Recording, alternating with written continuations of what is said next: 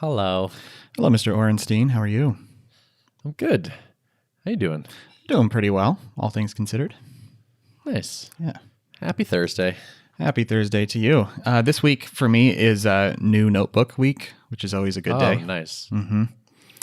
That's cool. I bought like 3 new notebooks. Oh, yeah?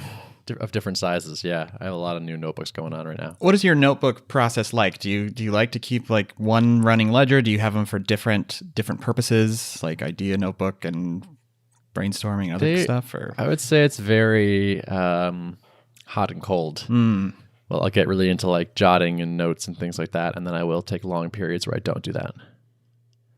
But I'm in a pro notebook moment, especially because I'm doing a lot of onboarding people to the app where I'm sharing my screen, and I want to take notes about what we're saying, but like not like right in front of them. Yeah. So suddenly I need a piece of paper sometimes. I found that when I try to actually do that, it's like I'm trying to write so fast because I'm trying to like not distract from too long that it's almost illegible. Oh yeah, totally. Yeah. I had a sales call today, and afterwards I was like, let me type up these notes. And I got to one section, it said pain point, colon, and then a scribble. That's leaning. I could not at all figure out what I had written. Yeah, mine are just basically hieroglyphics that I hope that if I revisit them within like, an hour, I will just remember what I meant to say. Yeah, that was a little disappointing. Yeah. Got to work on my penmanship. That's a skill that has not been a thing I've focused on that much. I feel like a lost art, maybe. Yeah, totally. So what's going on in Levelland? Yeah, so things are moving. The date that I stated publicly was January 21. It is currently the 17th, Thursday the 17th right now as we're speaking. So I have the wheels in motion for onboarding some folks from the group who put down a pre-order. Kind of the week of Thanksgiving is when I pushed that. So there were around 55 companies that ultimately put down a pre-order. And my first step with them was to send out a questionnaire just to kind of learn, like, how large is your team? What are you using today? What are your biggest, pain points with chat? So that I could hopefully kind of cater the onboarding experience to them and figure out, one of the questions I asked is like, do you have the authority to adopt tools like Level in your organization? And I think there were a few people who are just, they're being supportive. They put down a pre-order, but they are just a developer on a team, so not necessarily in a decision-making capacity. This is my life right now. Yeah, I bet you've experienced something similar, huh? Mm-hmm. I want to talk about this more, actually, but keep going. Yeah, okay, yeah. I haven't decided exactly what yet to do with these folks. I think it's probably something like, hey, I see you're not necessarily the one to adopt tools. Is there someone I can talk to or someone that you can introduce me to who is in that kind of capacity to talk about this? But anyways, so out of those, I got 30-something responses back, which I feel like is pretty good. I will continue to nudge the people who haven't yet. But so out of that 30-something, and then once folks submitted that and I determined that they're probably a good fit, then I sent basically a Calendly link to book 30-minute slot with me to onboard them, kind of with 3 goals. 1, introduce them to the product, get their account set up, walk them through kind of the mechanics, train them on it, and then kind of set a game plan for bringing on their team. So nice. Yeah. Have you written up a draft of that script yet? Yeah, so I have a kind of a running draft. I've been running through it with some friends who I did it with Rob, and I have planning to do a few more just to kind of work out the rough edges. I mean, it's going to be hard. Like, this is outside of my comfort zone as a developer type. Like, I'm not a salesperson by nature. Not that I'm doing a sales job per se, because, these folks are already sold on the concept and this is more of a walkthrough demo. But I do need to, be thinking about how to present it in a way that's compelling. Not like exposing all the flaws in this that I've seen as an engineer, but like, no, really, really presenting it well and putting a good foot forward. So how was it useful to do it for Rob? It was very helpful. We did that yesterday, and it's funny. I'm trying to figure out what's going on in my head when I do this, but generally every time I kind of run through an exercise like that, it's helpful, but then I come away feeling just overwhelmed and like anxious. So it was helpful. It was good. And again, I was kind of reminded like, yep, there's some core features that may be deal breakers for people. And maybe I'm not fully mentally prepared to be, told like, this is not quite where we need it to be. Because I think I just have so much hope and expectation that this will like knock it out of the park for these people. And they'll be like, this is great. I'm totally going to pilot this with my team. But as I kind of walk through it, I'm just getting questions from different people who haven't really seen much of the product. And they're like, oh yeah, so it doesn't do this yet, or it doesn't, or like, yeah, you don't have a mobile app, right? And so I'm trying the best I can to get prepared for those types of questions and have good responses to them. And yeah. Is there anything you can do to kind of like reduce that like fragility? And tell me if you know, because I have the same problem. Yeah. That's a great question. I don't know.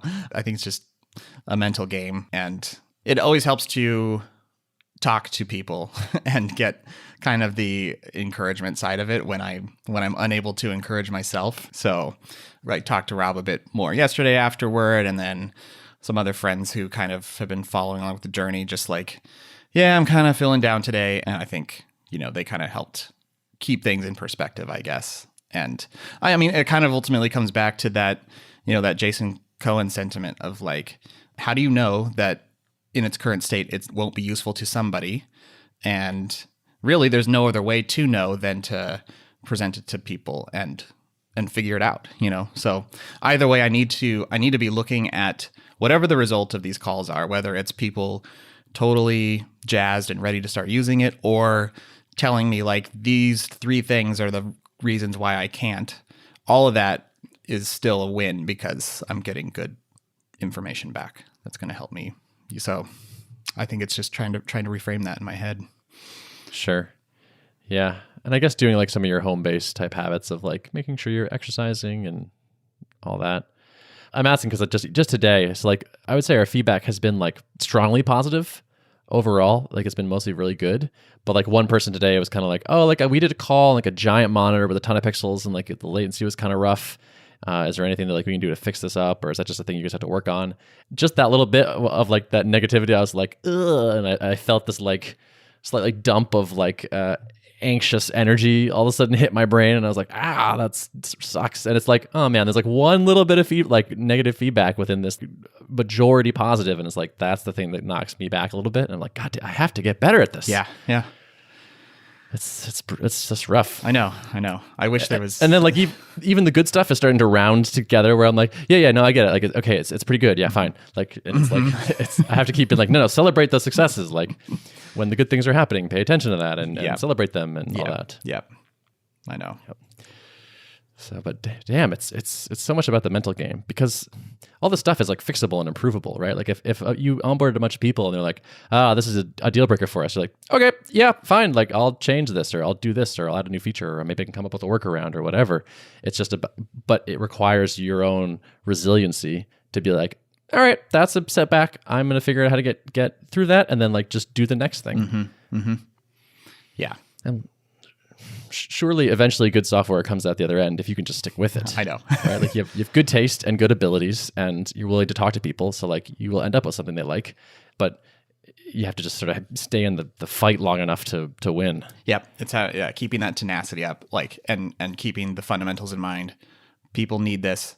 People have expressed this as a problem. There's a solution that needs to be presented to this problem, and so we keep putting in the work. We will trend towards getting closer to that.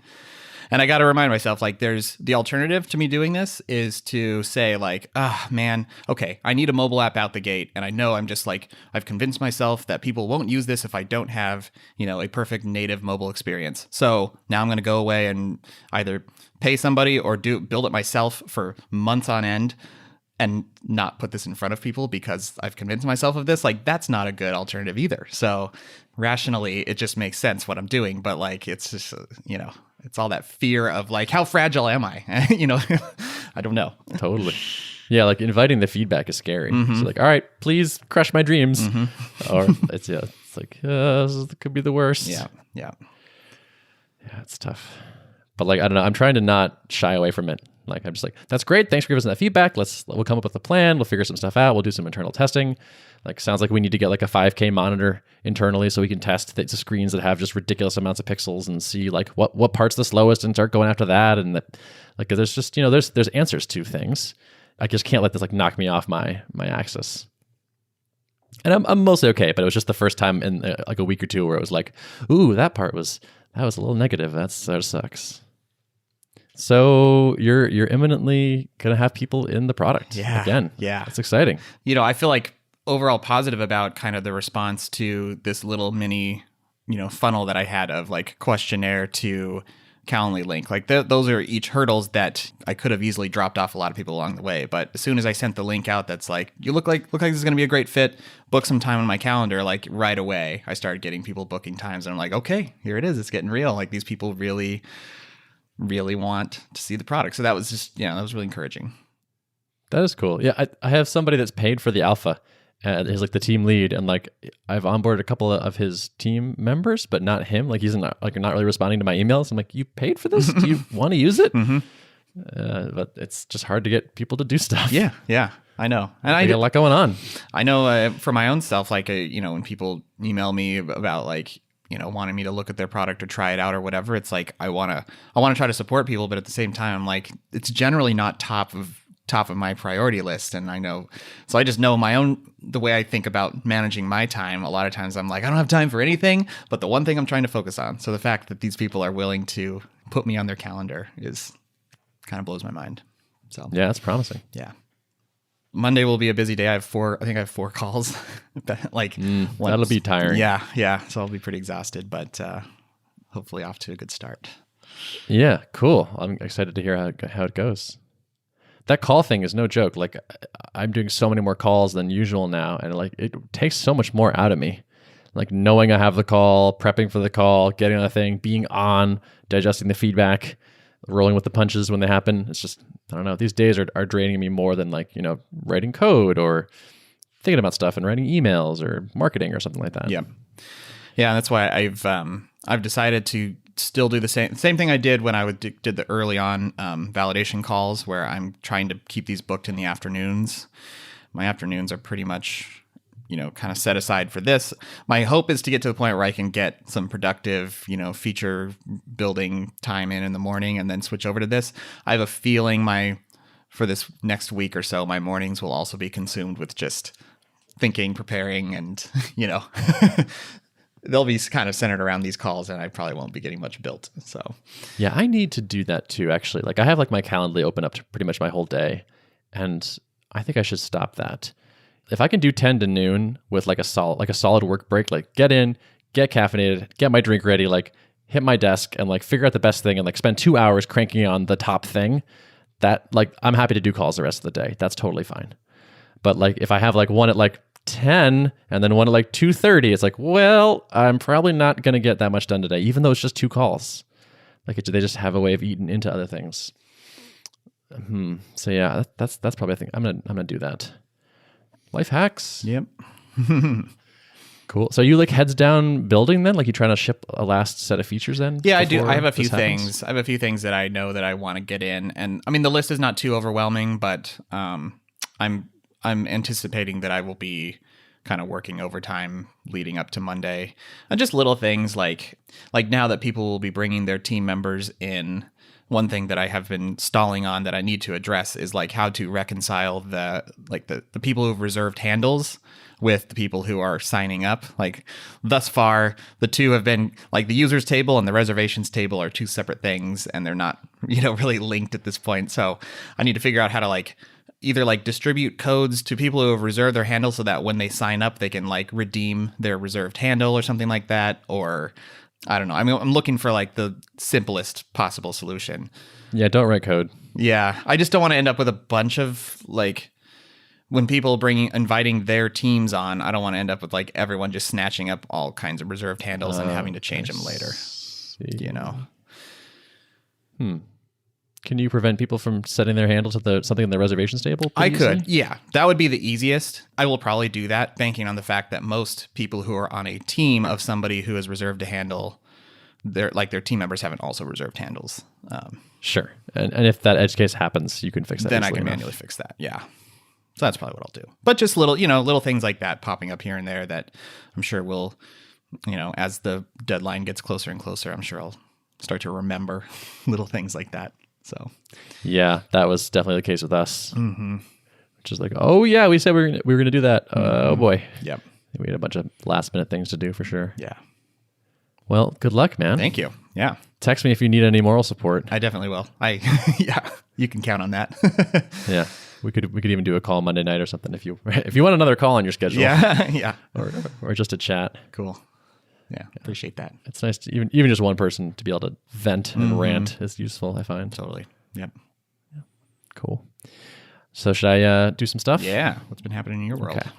I thought I'd start with a feature change that we did, which is we went climbing finally after getting back into our actual get exercise routine on Friday, I believe it was. And I was standing there in the gym and just letting my mind wander. And I was like, what if we instead of doing full-time dual mouse had a handoff, but it was a really nice, easy handoff. So if you didn't have mouse control, you could just left click once and get the mouse back. And only one person could control the system mouse at a time. How would that be hard to do? And Spencer was like, that would be so much easier to do. And I was like, oh, interesting. The dual pointer thing was easily the biggest source of bugs, I would say. Just constantly little things, so many edge cases. And again, as you know, as I've told you, it's the hack basically. So it's just always hard to get it where we wanted it. And I was like, what if for a little while, until we got the dual cursors where we want them, we use this simpler version where there's a handoff, but it's a very lightweight handoff. We ran with it, and basically in one work day, it started Friday afternoon, and by Monday afternoon, we had that deployed. We're calling it tag team mouse mode. And tag team is actually, it turns out it's great. It feels great. We do that whole rendering a fake mouse locally that feels like the real mouse, but you can't see the other mouse on the other side, so it feels like it's responding instantly. The handoff is so much simpler, and there's not these obnoxious phantom cursors around and things, and it's just a nice win. I love that. I mean, that arguably might actually be better than having the shadow phantom mouse. It might be the only thing you can't do as easily, in my opinion, is wave your mouse over a thing and be I mean this over here. To do that, you would need to take control. But what we did is, if you left click, you take control. But if you right click, you get a little circle indicator, this thing right here. So you can basically accomplish the same thing. And we could also even turn that so if you held the right mouse button, you could draw a draw circle or draw an arrow or whatever you want. So I think the whole look at this thing need is solved with that. It felt a little bit like we kind of startuped it a bit or something, or MVP'd it or sidestepped it, whereas there's this feature that would be really nice, but it's insanely complicated. And what if we could get 85% of the value with something much simpler? And so far, I think we have. At least no one's complained. I'm curious to see. But that we shipped that on Monday, and when I onboard people, they're like, okay, cool. And I tell them by the way, we're working on full-time dual cursors, but it's hard, and so heads up. And they're like, yeah, fine, sure. This thing that we assumed was 100% required, it might not even be required, and we spent so much time on it. So I don't know. That's classic. It's so classic, and I'm hoping that's one of the things that I'm looking forward to. Fingers crossed that I discover some of those things, some of my assumptions around things that I think I need to add into level, may turn out to be total non-issues, and maybe the simplest solution will win, which I would totally love that. Yep. So, yeah, totally. Yeah, I think you will find some of those. You'll probably find there's some things that you didn't think you had to build yet that people will miss, and there'll be some things that you assume you'll have to that they won't. That's been the case for us for sure. It's actually pretty rare so far that we get a feature request for a thing we haven't thought of before. It's more things that people argue for, but we never it didn't really quite make it over the hump for the rest of us. Where it's oh, we should totally have a way to quickly do this, and we're no, that's not an early we shouldn't do that. And then people ask for it, and see. I wonder if we'd launched a month earlier or 2 months earlier, if we had started with even simpler and said, no, dual mouse is hard. We're not going to do that yet. What's something that we can do that's simpler? If we just asked that question 2 months earlier or something, maybe we would have just sidestepped that whole thing and maybe we'll never build this. I don't know. So classic thing, we must overbuild. No, I mean, we're not overbuilding, but surely we understand that every feature we need. We're totally correct about that. And I love that the realization came to you while detached away from the office, like staring off into space in a climbing gym. Like, it just goes to show that there's a lot of value in stepping away. And I've done that like recently. I like set aside an afternoon. I'm like, I just need to kind of think about some things. So I just took a notebook, went to a coffee shop, no computer, and like jotted down. I had stuff I needed to brain dump out of my head. And then that kind of led to more things. And it was just like, felt like a really productive afternoon. And I had more clarity of thought on stuff. So like getting out from behind the monitor is really important. Totally. Yeah. I was not shocked. It came to me in a different place, and like while getting some exercise and moving my body, and that's cool. That's actually a pretty big win for us. That was the I would say our most clearly janky part of the app, where I was just like constantly seeing issues there and like apologizing for them and what on calls and whatnot. And now I don't think I've seen a single mouse issue since. So it's like pretty great. I had a cool experience too, onboarding somebody in India. It was like a remote team member from one of our customers, and he was like, "Yeah, I'm using my 4G cell connection. Wow. I hope it'll work." And I was like, "This is definitely not going to work," and it worked. Like the latency was much higher than a wired connection and someone with more speed. And also, he's in India, so like there's just like we have a 300 millisecond ping between us, just like because of the speed of light and such. The app did not fall over, and I was like, "This is amazing!" Like we had sort of assumed you need like, at least like we were telling people like 10 megabit per second upload. And like we use sometimes up to 5 or 6, depending on how much is going on the screen. But this was like, he had like 300, 10,000 versus 300 is what I'm trying to get at. Okay. Yeah. Yeah. I don't know why I can't math right now. Anyway, so basically no upload. And yet it worked. Like it was clearly delayed, but the app didn't fall over, and like the quality was like good enough. And he was like clearly used to like a really bad like experience. Like he was just like, "This is great. Like I'm used to like stuff, and like this is way better than usual." Like he was like, "Can you just go scroll something for me?" And so I just went into like my text editor and scrolled through a long file. And he's like, "This is amazing. I can see it scrolling." Normally with Slack calls, I just like don't see anything, and then all of a sudden it updates and it's the end. Wow. And so I was like, wow, like we could do scrolling. I mean, if you have a crappy connection, I guess being able to see text move around is like better than what you're used to. How interesting. And what do you think? Because like Slack calls is using WebRTC, I'm assuming, right? Probably. So like, is it your guys's, the way that you're selectively shipping like parts of the screen across the wire? Like, is that part of the reason why you guys are? I don't know why Slack calls is not better. I think part of it is they're constrained to using, so like they use Electron because they want to be on every platform. So they have to run in the browser and everywhere else. And so given that, you can only use the sort of pre-compiled, preset feature set of WebRTC. And so you can't turn as many knobs, and you kind of get what you get. And so less control. Yeah. And like you're running through a JavaScript bridge and stuff.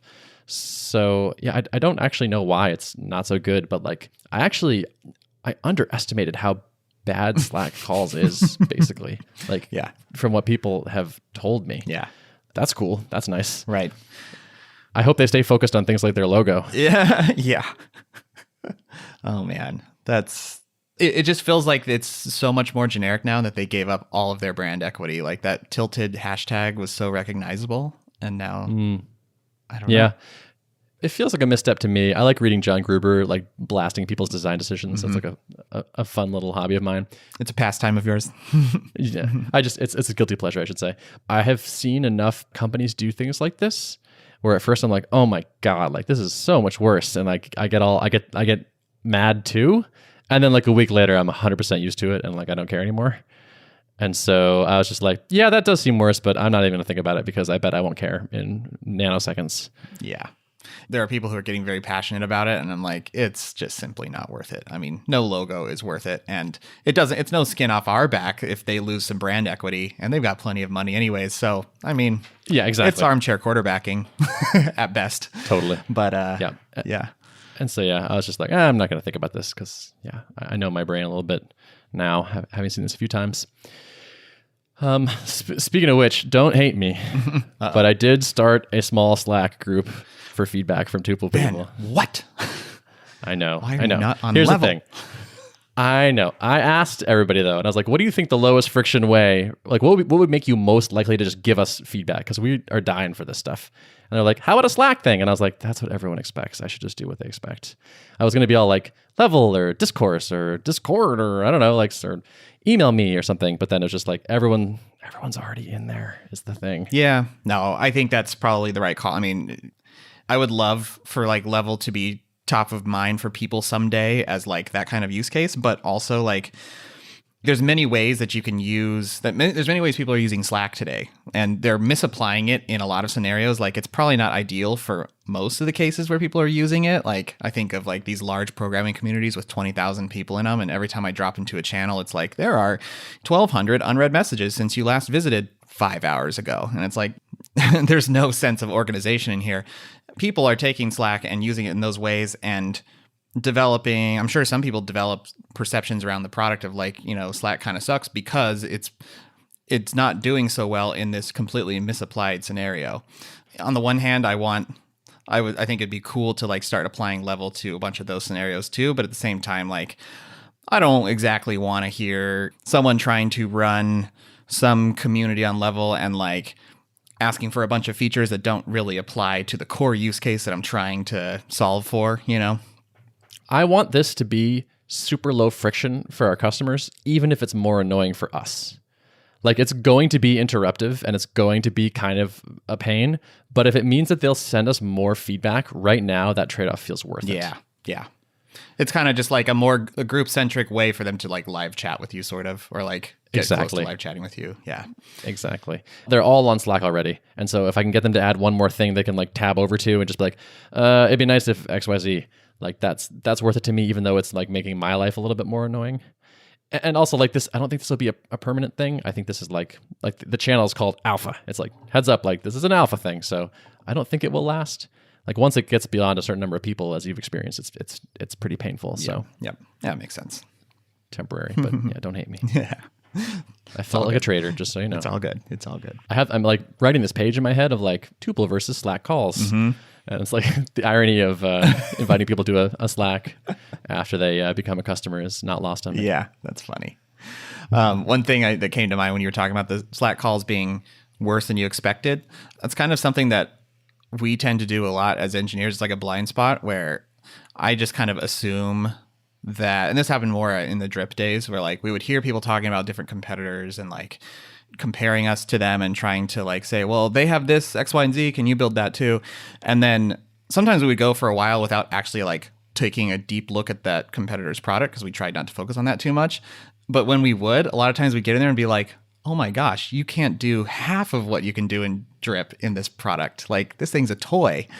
Well, no software is perfect. Most software is not like completely knocking out of the park for their niche even. And so like it's important not to like build up competitors too much as like this like really shiny, perfect thing.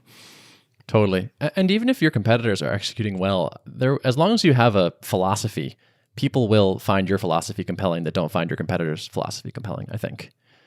They're just like, I like your logo better. I like the way that just your design speaks to me more, or the way you think about things, or the model, or whatever. I feel like people, especially nerdy types that care about this kind of thing, they're likely to just like have strong opinions and be turned on or off on things that you might not even think to compete on. Yeah. Yep. Totally true.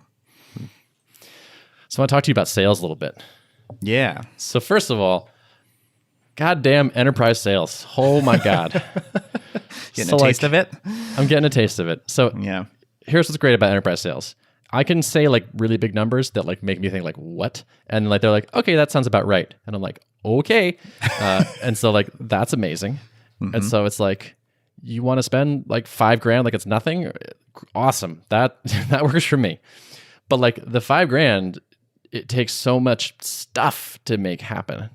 So like I have this person that I've been working with, and like he was like 100% sold immediately. He runs a team. He's like, I asked my team, like, what do you want? And one guy was like, get Tuple. And so I'm here to get Tuple. How do I get Tuple? And I was like, great. And we chatted, and he was like, okay, let's start the process. And that was December 12th. And now it's January 17th, and it still has not happened. He's like, let me put you in touch with my purchasing person, and you're going to fill out the vendor request form, and like a bunch of stuff, like a bunch of forms and questionnaires, and they asked us one of the questions. I actually probably can't even tell you. They made me sign an NDA. I don't think I'm able to tell you what the process looked like. No, that was about their secret information. Yeah. Well, anyway, there's ridiculous questions in this questionnaire that like would blow your mind. Like you would laugh out loud if you read these, and I'll tell you afterwards. Maybe not. Just anyway. Yeah. So also an NDA just to get going, like sign this NDA, like for what? Anyway. So, just all that. And then like, okay, we got approved in the vendor system. Okay, now we need to like invoice you. And then, okay, now they need to like generate a PO, and now the PO needs to get approved and the payment needs to get approved. And like, I think yesterday he was like, okay, I believe everything has been approved. And so now it's moving on to payment. And it's like, okay, what happens at payment? Like, we're not sure. Maybe they pay it with a credit card. Maybe they send us a check. Like maybe they're going to mail a check to our bank. It's just like, it's amazing. So like, it's great. Like I'm excited to make $5,000, but it's been 5 weeks, and who knows, it might be 8 weeks before this happens. It's like, that is a painful thing. And it's not like a lot of babysitting. Like it's like kind of quick check-ins and like, right. But it's a background thread that you just kind of got to keep the ball moving and not let things sit for too long, because they may be just waiting for you to nudge them. And so it's sure. The person I'm talking to could have not have made this easier. Like he's like really responsive. He's really on top of it. He's the one like telling me what's next and whatnot. And so like, he's been awesome to work with. It's not about him. It's just the process, and just, there's just all this like corporateness around it. This is like one of my things I'm thinking of is like, do I want to spend my life doing this? Like how much money is it worth to do this? Like if my whole life is pushing these sort of deals through the pipeline, that sounds pretty annoying. Would we rather charge less and be less high touch? Yeah, maybe. I don't know. So I'm trying to like figure out where I want to be, what's worth it. I'm talking to another person who's like, yeah, we want to do a pilot, maybe with 6 or 7 people, and then if that goes well, we're going to sign up 30 people. I'm like, well, that's a lot of people. I bet I would I'd fill out a lot of questionnaires for 30 people, I think. So I think there's a deal size where this works, and maybe some where it doesn't. That sounds like a lot of that stuff after the like, we're sold and now things are in process. How much of that could be delegated to a hire? Yeah, I mean, yeah. Now I imagine you will bump up against, like I have a friend who's in sales, and he's always telling me his war stories.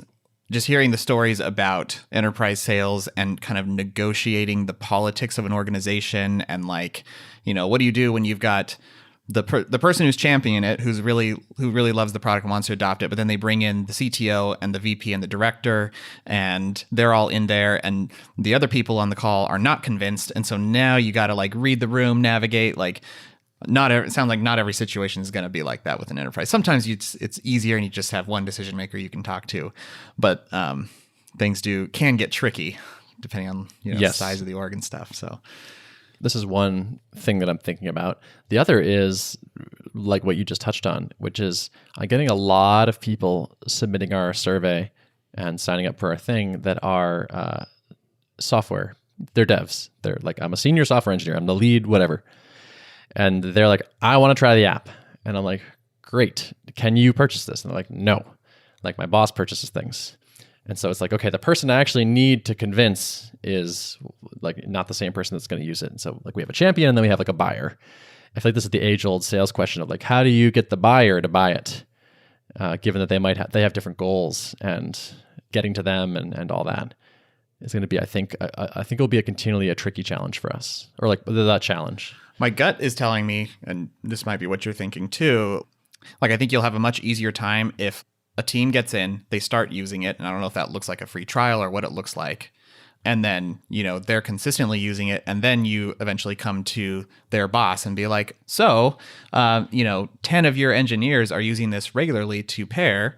This is not a free tool, so their trial will be ending, and it appears to be a part of their workflow, a key part of their workflow, so let's make something work here, Yeah. That totally is one approach we could do.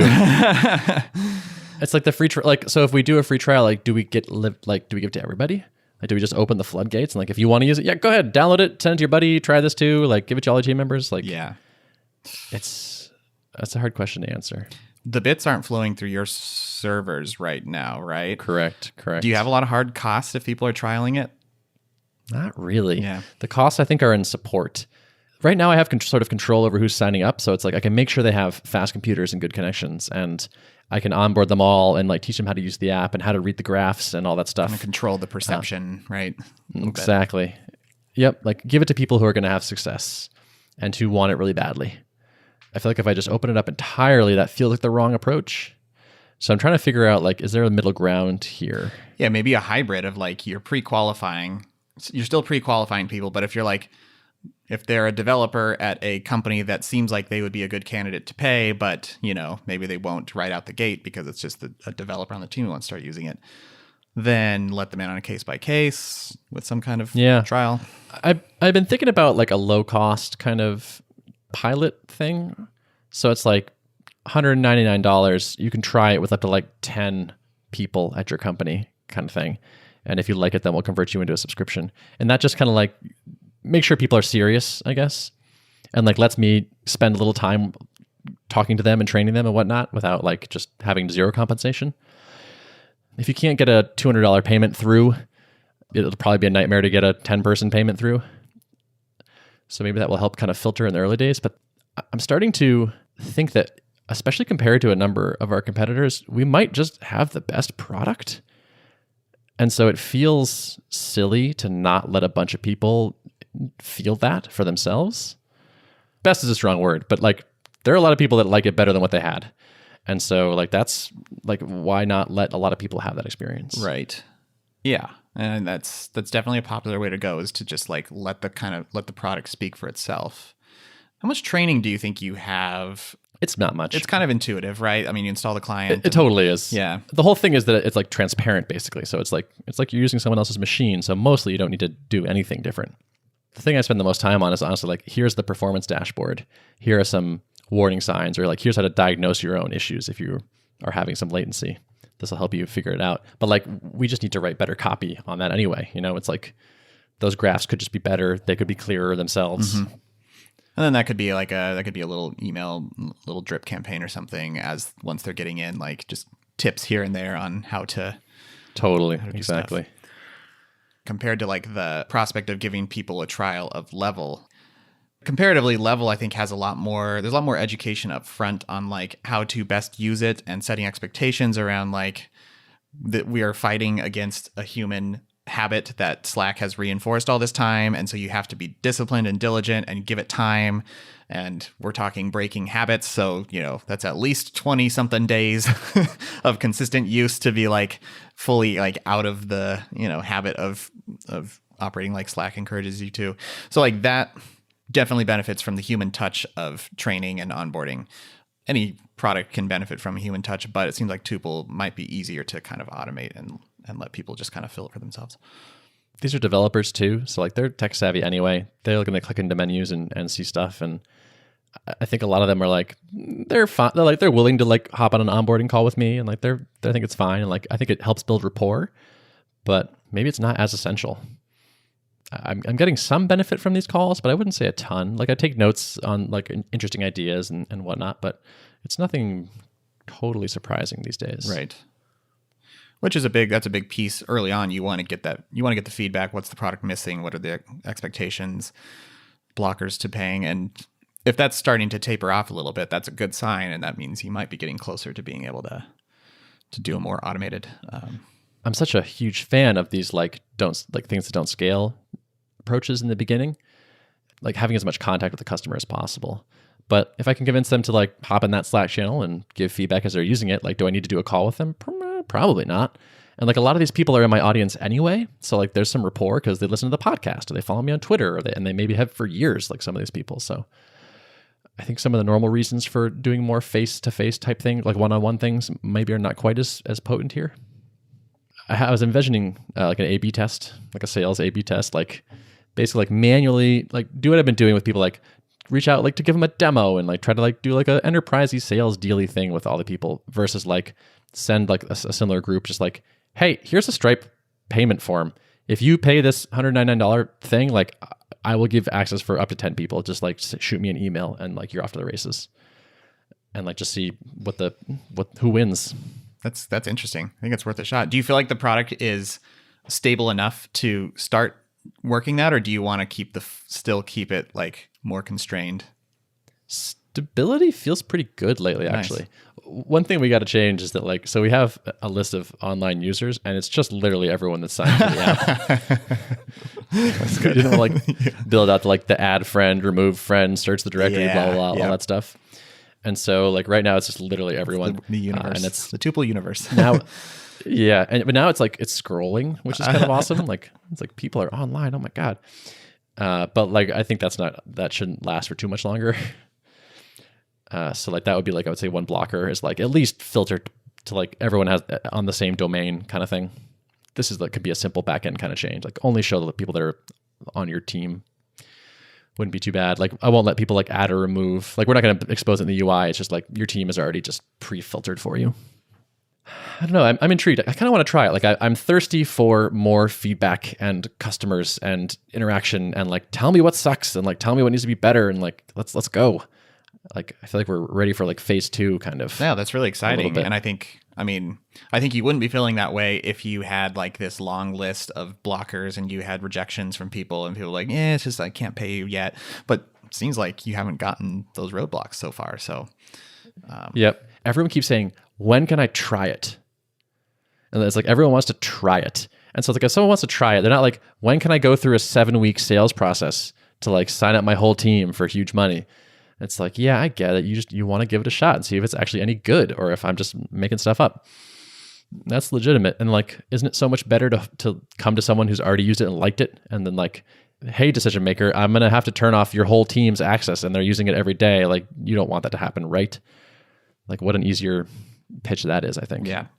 I wonder if this one learning that you may want to look for as you're thinking about pricing and whether you want to continue going through deeper enterprise sales processes or not, is to kind of try to find that threshold of like a engineering manager of a team. What's his discretionary spending limit on his company card that he could just like throw down the card for and do it as opposed to going through the full like finance team, that whole process, you know? Yeah, that's an interesting question for sure. It seems like at the biggest organizations, there's just like other groups you have to satisfy where it's like, we got to go through the security audit and the vendor thing and all that. Like, why start a company if you're giving yourself crappy jobs that you hate? Yeah. No. So it's, what if we just said, like, if we're not talking a deal of at least this many dollars, we just don't do this. Like, if you have a credit card and you're willing to come sign up, great, we'd love to have you, but I'm not going to fill out your NDA and you're this and you're that, like, unless it's, really worth it. If you didn't have all these requirements, it would cost this much. But if we have to go through that, it's a negotiated enterprise rate, and we're going to tack on a buffer to cover all of that administrative overhead. And exactly. Yeah. And just make it a ridiculous number, because apparently the enterprises, they don't care that much. The thing is, like, this like 5K deal I've been working for all this time, it wouldn't have been any more work if it were 10K. Mm-hmm. I think. Like what's like, and like they don't seem to care about the number so much as like check all the boxes and get approval and all that stuff. Yeah. Yeah. If it's too far out of balance, it will eventually get like audited by the CFO, and they'll be looking at budget line items. They'll be like, what's this? Why are we spending so much in this category? But I mean, I think if it's in the range, the range is probably wider than we would normally expect it to be. Not that anyone should emulate this company, because as far as I can tell, everyone hates them. Nice caveat. Or at least their software. But I was looking at Jira's pricing. Just because I was on a call and someone was like, I'm not, I like quoted a price to him. He was like, that seems like, I don't know, that seems kind of high. What does Jira cost? And I was like, I have no idea. They have an interesting thing where it's like $10 a month for up to 10 people. And so that's like the hook you phase. It's like $7 a month for 11 to 70 people. And then beyond that, they're like, give us a call. We'll figure it out. Let's not copy Jira, but like, I think there's some wisdom in there where it's like, yeah, we have self-serve for any team size below X. And no, we're not going to go through any of that sales process with you. Like, that's just not it. But if you're above this number of seats, let us know. Like, we're willing to go through the pain to get your money, I suppose, after a certain point. So I think that might be where we come down, possibly. I'd at least try that. I'm curious what would happen if I just emailed a bunch of people like, hey, anyone who pays this money gets in. Let's go. Yep. We'll see. Yep. And it makes sense, like, since it's correlated to headcount, I mean, that feels fair. Like if anyone has a team size of substantial size, I mean, that's a lot of salary. Like developers, that's a lot of developer salary being paid. There's some funding there. There's some resources, some capability to pay, so. Yep, totally. Yeah. Yeah, I have to keep reminding myself that, where it's like, if you tell someone it's $1,000 a year, a developer is a $200,000 a year expense just in salary and benefits. So you're talking 0.5% of like, can you make their developer 0.5% better, 2% better? Like it's like the numbers are like kind of mind blowing. This like 30-seat deal, it's like, okay, you spend $6 million a year on your developers' salary and benefits. Okay, so like I should probably keep that in mind when I quote you a price. Like yep. It's just kind of crazy. It is. Businesses are just, they're so different than me. Like how much should I spend on a sandwich is like just a whole different thing than this level. So more on this, I'm sure. Yeah. This is good stuff though. I'm enjoying this, and hopefully I'll catch up to the place where I'll have to worry about the same problems. That'd be awesome. Yeah. I wish upon you also long sales cycles. Yeah. But fat POs. It's a good problem to have. That's the salesman's blessing. Yep. Cool. All right, my friend. Should we wrap it up? Let's wrap it. Show notes. What's that internet address? The internet address. I can give you the IP address, or I can give you the that'd DNS. Be great. I'll go with the DNS. Okay. It is artofproductpodcast.com. Thank you, everyone, for listening. Thank you. Bye.